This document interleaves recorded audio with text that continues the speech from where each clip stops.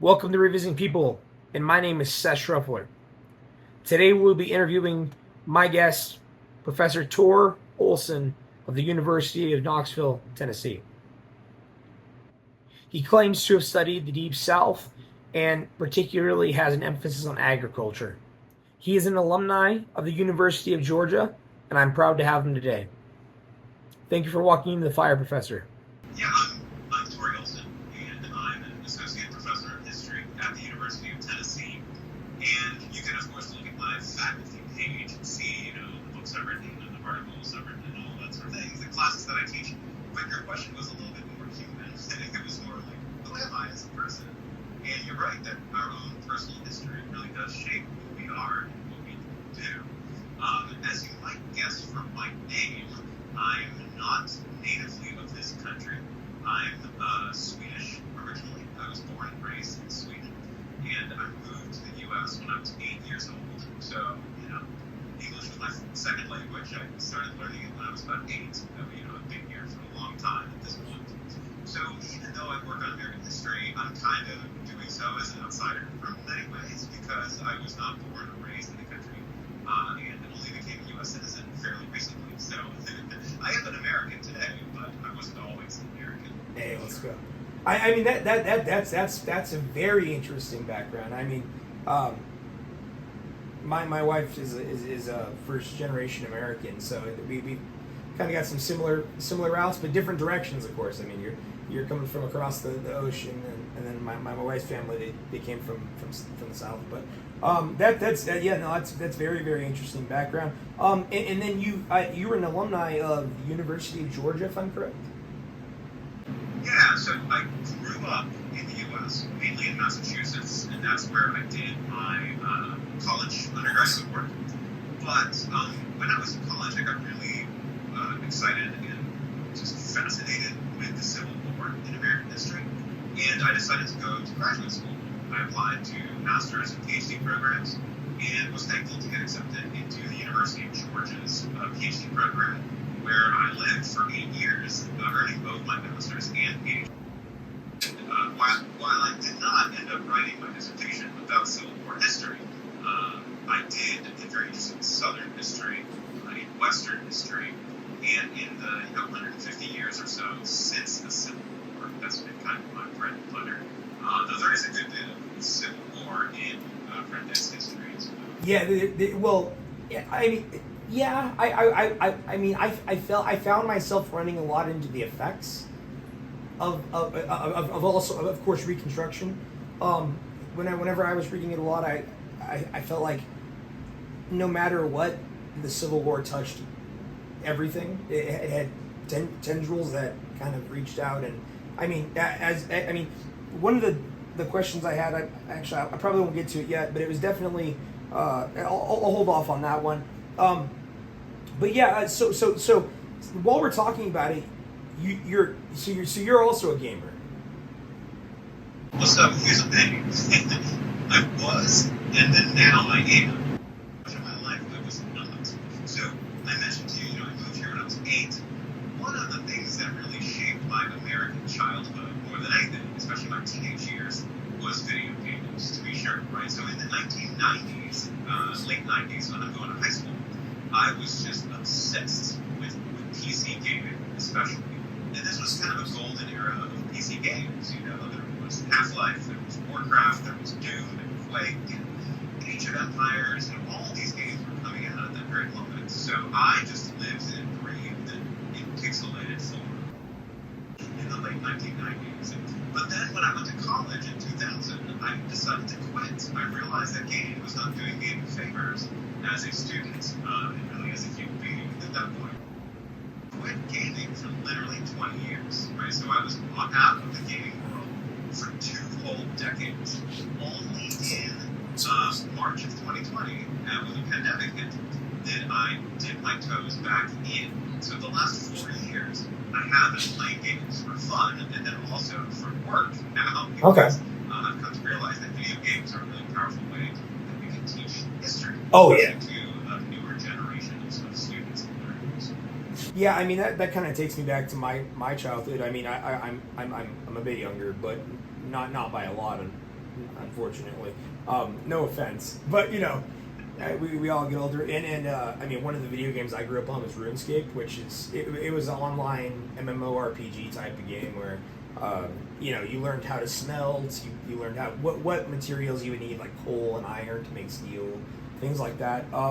So yeah, video games. I mean, I think it's massively underrated, the type of education that you can do it, and Red Dead's a perfect example, specifically due to the for one, the open world aspect, and of course Rockstar games, it can get kind of silly sometimes, and which a lot of people enjoy that about them, but whenever you're actually playing it, I mean, you see the mining places, you see people working on farms, you see people building houses, homesteading out in the that era.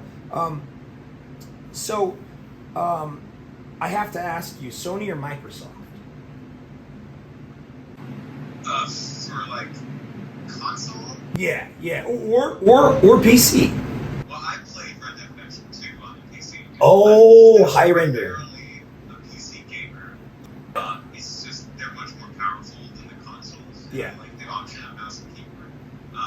So I do own a PlayStation 5, which I think is an excellent piece of hardware. Okay. I love the PS5 controller, especially. I've never had an Xbox of any sort, but I'm primarily a PC gamer. That's kind of my bread and butter. Any other real big ones that you're a fan of besides Red Dead? Yeah, I mean, there's been great. I've been blown away in the last 4 years with how much more sophisticated and nuanced and thoughtful video games have become since I was playing them in the 1990s. Oh, it's massive. A tremendously long way. Yeah, I mean, I've spent more time in Red Dead 2 than any other game. Of course, I've written a book about it, which I've not written books about other video games. But no, there's lots of other titles that I've loved, and I'll just name a handful. I love Witcher 3. Witcher? I love Disco Elysium. I'm playing Elden Ring at the moment. Ooh, that one's hard to hear. Really like Baldur's Gate 3. God of War, the first and the second reboots, both very good. I could keep going, but most of these games, as you know, are not historical. A lot of them are quite smart and thoughtful, especially games like Disco Elysium, which is really, has a lot of social commentary in it. But yeah, mainly, more Red Dead 2 than anything that's ever spent my time. Okay.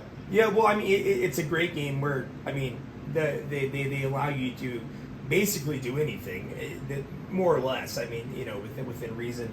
So you could live a whole life if you really wanted to. But so this book. So I want to make sure that I didn't just randomly stumble into this. But is this book mainly for your class?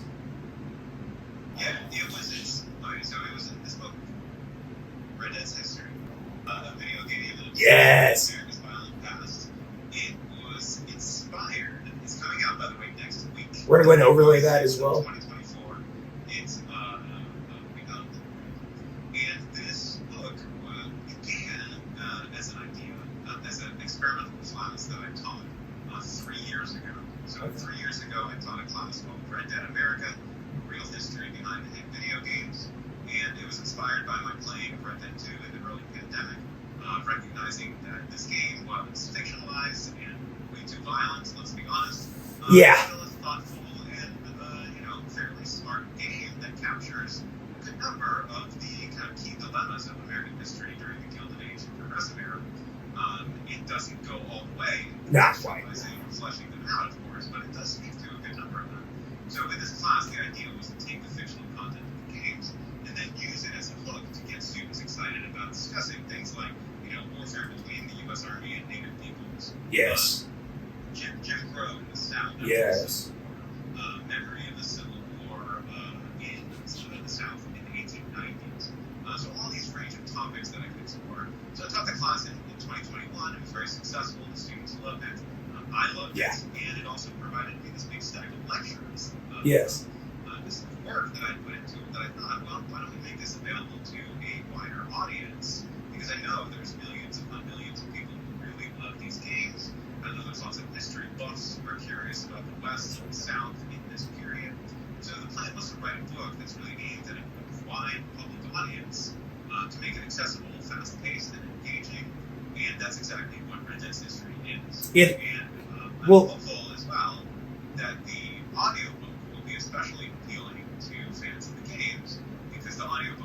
narrated by Roger Clark. Right? Yes. Played Arthur Morgan in Red Dead Redemption 2, so I'm very honored to have Roger's partnership with this project. And then the audiobook, there's clips of it available online now.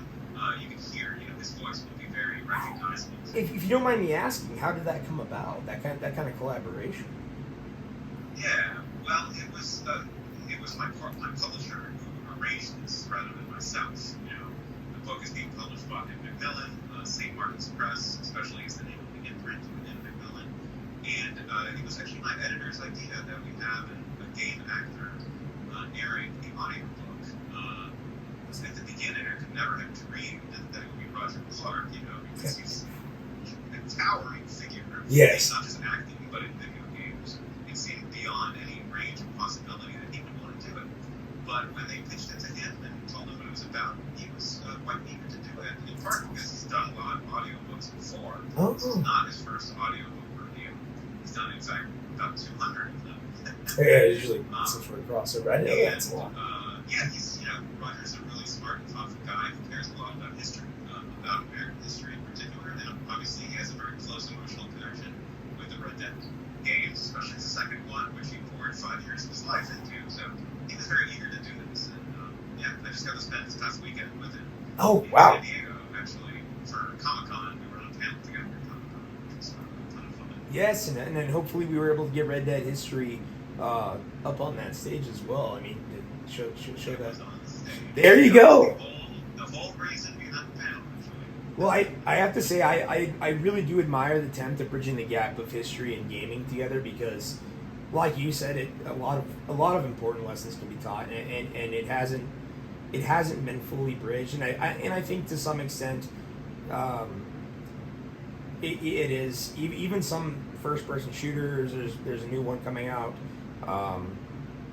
that it's more realistic, but even then they're becoming more realistic to the actual eras themselves. So, I mean, for instance, I think we're gonna have another Rockstar release, but unfortunately, probably not another Red Dead anytime soon that I can imagine because they've got other projects on the table. It'll take a while.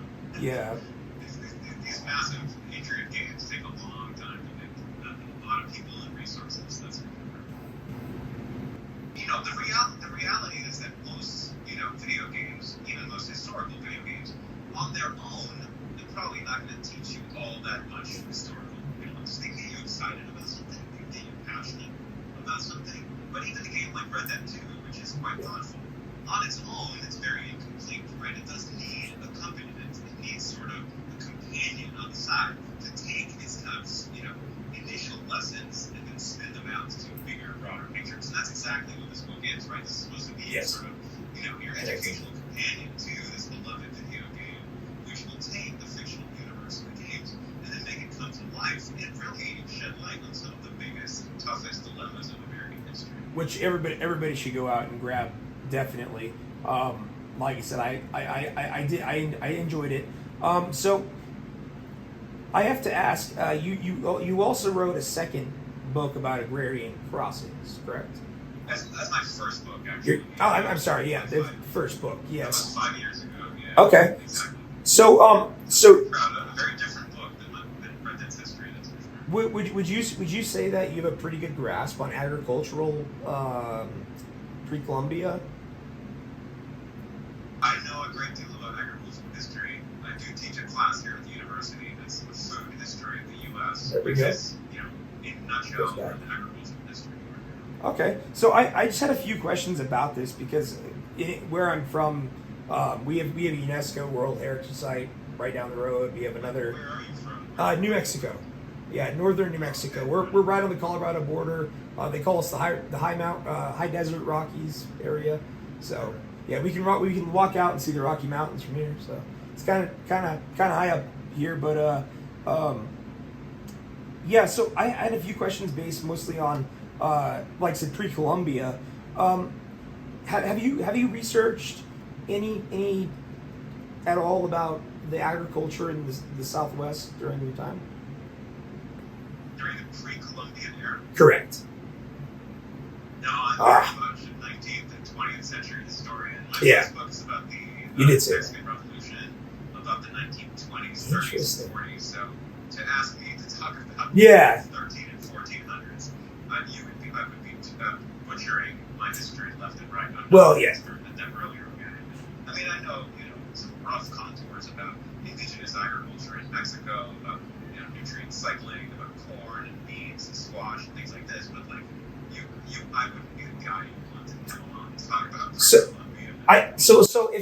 I think I can. I guess toss a question. Yeah, I was gonna say I might be able to word it in a way.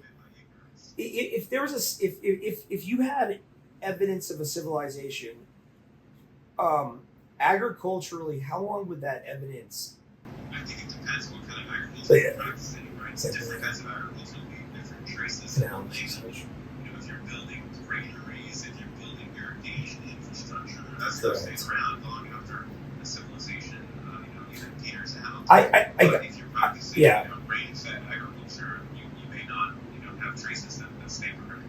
That's what I was going to say. I was going to say, so I guess the question would be more based on hunter-gatherer type civilization. It wouldn't be very long much at all. I would assume. Yeah, it's probably a question better suited for an archaeologist Yeah. than for a modern historian like myself. No, I wish I could tell you that I No, was you're fine. in trades, but our training in the academy is somewhat narrow. Yeah. Like I really know North America, 1850 to the present. That's specific. I can talk Okay. about that. Yeah. In fact, that brings me to the next question, which is, whenever I saw the emphasis you put on the difference between 1870 and the difference between 1890, you seem to think there's a massive significance. Well, I mean, obviously we have the railways starting to come into play, the steel factories starting to produce. Can you kind of explain that for me a little bit, the difference between the 1870s and the 1890s? Particularly this area?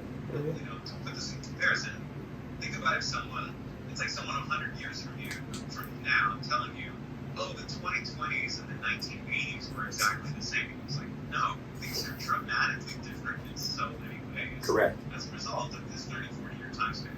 Right, so what you're referencing is that in the book, Red Dead's History, I claim that Red Dead Redemption 2 is a pretty great game about, let's say, 1871. Yes. The problem is, of course, that the game is not set in 1871.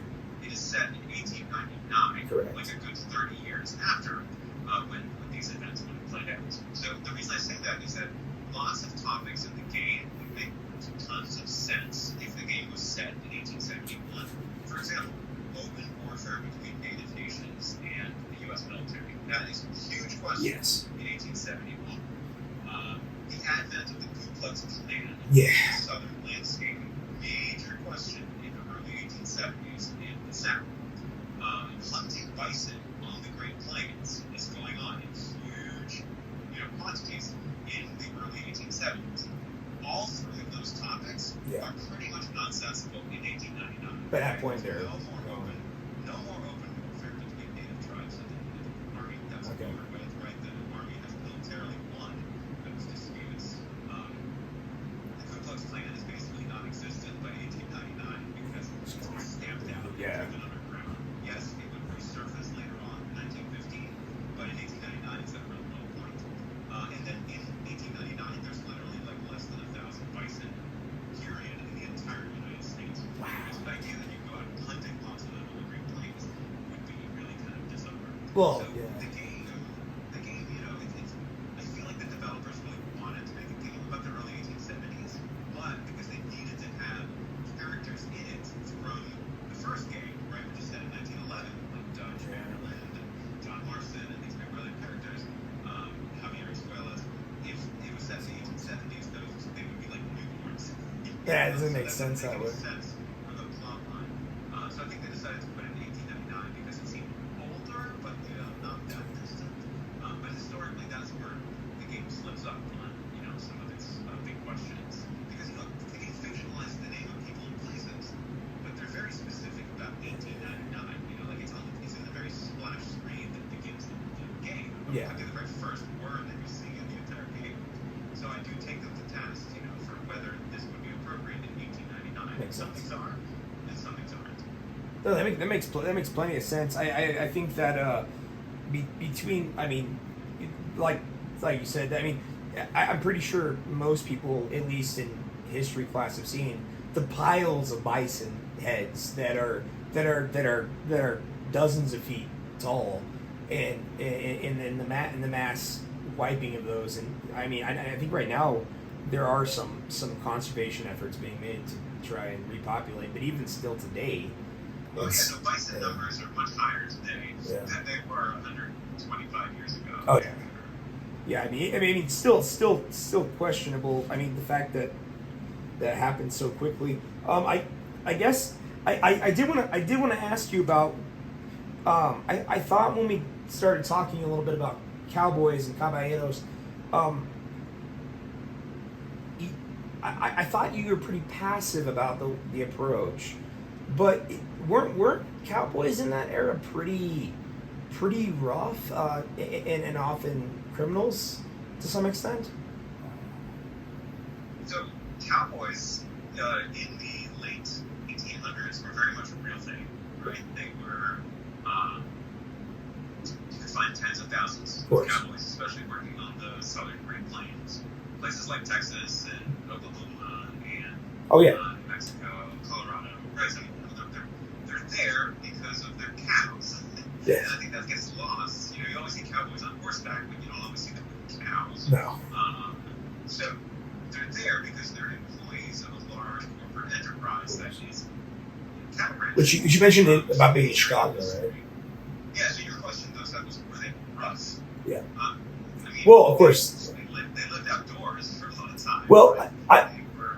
I guess I should lean more toward, were they criminal in a lot of cases? Were they criminals? Correct.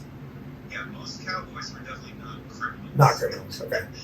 No, they're regular people trying to make a living. Most are working class individuals. About a quarter are African American. Yeah.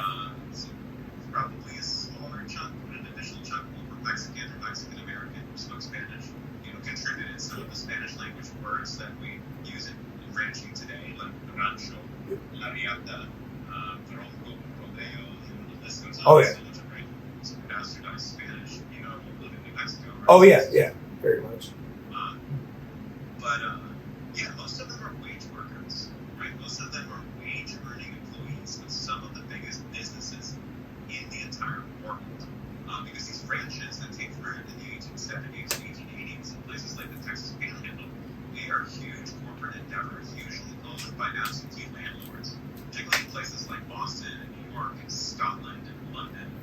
So these are big scale affairs. I mean, there's one ranch in the Texas Panhandle that's literally 3 million acres in size, right? Like, this is a huge beast of a ranch. Yes. And these cowboys who are working on it are kind of the pawns in this bigger operation, right? So they're kind of the small-scale, humble players in there. Were there criminal cowboys? Yeah, sure. Just like anyone. Rustlers. There were rustlers, people who stole unbranded stock, mavericks, as they're known, from their employers. But those cowboys were just trying to make a living. They were certainly looked down upon by middle class and well-to-do folks in the industry. Like, the classic moment is during the roundup when cowboys are driving their cattle to markets, to the railroad hubs. So in a town like Abilene, Kansas, or Denver, Colorado, these key places were railroads connected to Chicago, which is the big sort of slaughterhouse of the world at that time.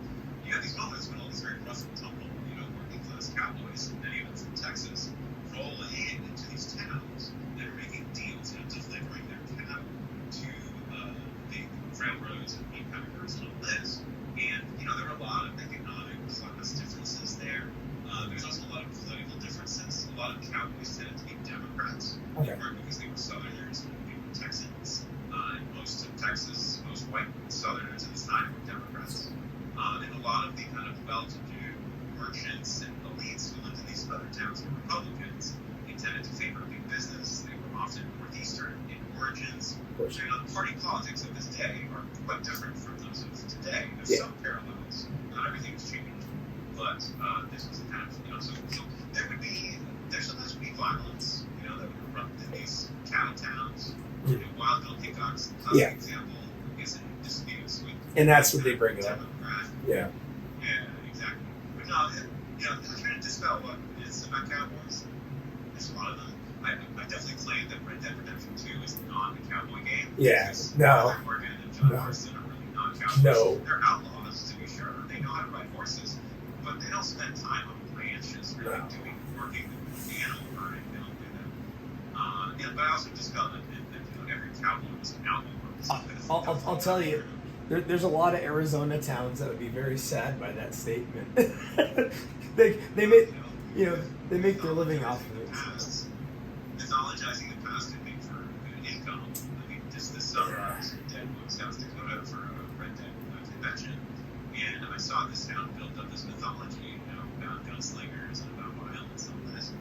A lot of it is complete fantasy. It's complete make-believe. It's not real. But it draws people to this location, and keeps filling up the casinos and restaurants and bars and all that sort of thing. So, is it good history? No. But Good it's entertainment. fun, I suppose.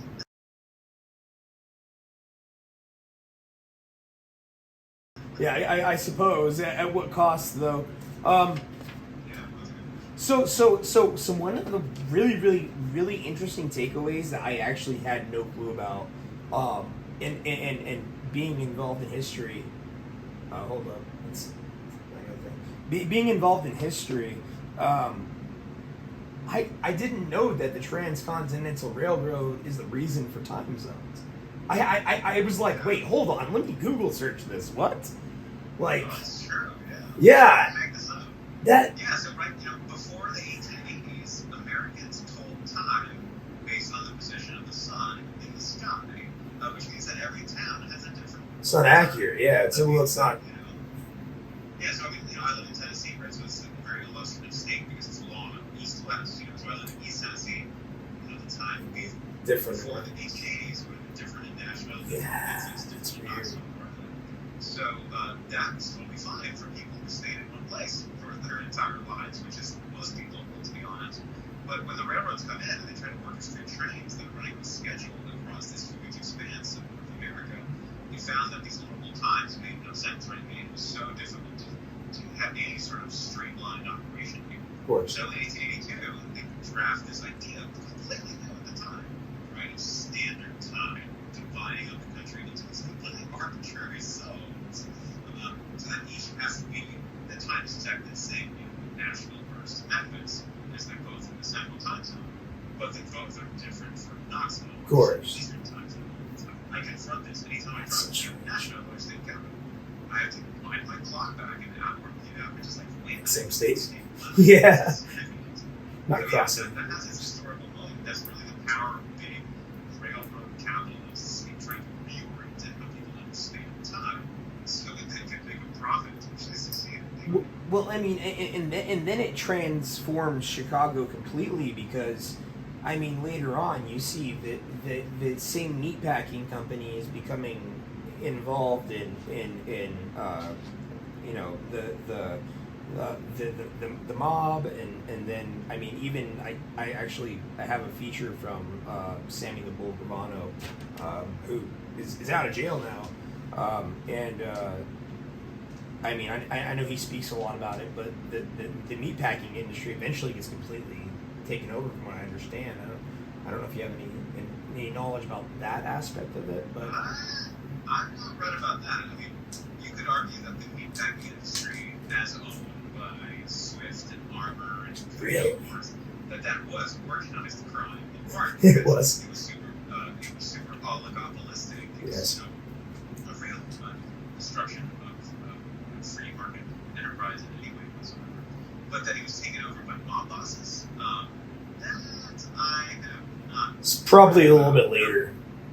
But Yeah, I would be skeptical of such claims, given that these are huge corporations. Yeah. Sure, there might be some sort of maybe smaller guys. that the companies are being run by, A mob. That seems Yeah. unlikely, but I don't know everything. I've just never heard that story. No, definitely. Let me ask you this. So, you do touch a little bit on, of course, the Native American wars with the United States. You talk a little bit about the Civil War to some degree. I had a couple questions about particular people. Do you think Sitting Bull is more of a patriot and hero, or more of an antagonist, or like more of a somebody like as far as American history? Well, so yeah. Would you view Sitting Bull in the contemporary era as a hero, a patriot? Hero and patriot are really, Kind of. dicey words that I don't use very often in my classroom. Okay. Did he bravely resist an unjust and exploitative army that was coming in to take his land? Yeah. Does that make him a hero? I'm not really in the business of appointing heroes. I mean, I appoint villains once in a while, I'll be honest. But Okay. heroes, people are complicated, no one's all good and all bad.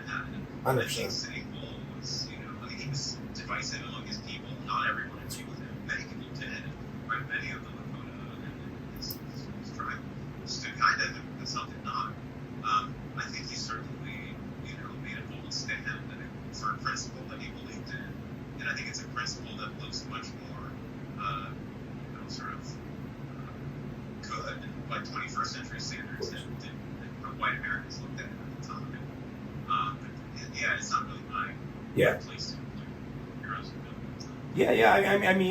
Yeah. That makes sense. I mean, not placing necessarily morality on the individual themselves for doing what they were doing. Particularly Sitting Bull. I would double down and say I think Sitting Bull is a patriot and a hero. But how you mentioned William Tecumseh Sherman and the march through Georgia and when Georgia held. Do you view William Tecumseh Sherman as a villain? Here's another example, right? He's a classic case of someone who is morally gray, right? Because in the Civil War, he helps to, destroy the Confederate States of America. And let's be honest, the Confederate States of America is based upon the principle of continuation of slavery and preservation of white supremacy. And for me, being deeply opposed to both of those things, I would see William Sherman's role in, sabotaging the Confederacy as a positive thing. But then, after the Civil War, right, he goes on to fight the so-called Indian Wars, right, in the late 1860s and 1870s. And those wars don't have the sort of moral certainty that the Civil War did. They are very often, exploitative and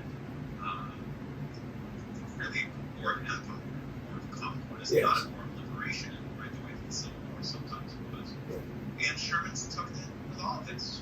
Sherman really stains this legacy in this conduct of the Indian Wars. And some of the declarations that he makes about Native peoples are shocking, right, and incredibly insulting by the standards of his day or the standards of ours. Well, he deserves praise for what he did to destroy slavery and the Confederacy, but then he deserves critique for what he did with Native peoples in the West. There's many other figures like him that had these kinds of doctrines. The next one was going to be also General Custer, which I'm assuming is very along the same, line. Exactly. Right. Custer has, pro-union, anti-slavery credentials in the war, and then it goes quite differently afterward. Yeah, quite differently. In fact, to the point where I live next to the largest Native American reservation in the entire country, the Navajo, and there are still today, in the 21st century, parts of the Navajo reservation that do not have plumbing, do not have electricity. It's like a third world nation, unfortunately. And I mean that's some of the scars that the country still has to carry, unfortunately. Appreciate your time, Professor. Thank you for your knowledge and like I said, just keep on doing good work. Well, Seth, thank you for reading my book and for asking such thoughtful questions about it. And I am honored to be on your show. All right, thank you so much, Professor. You have a good week. Thank you.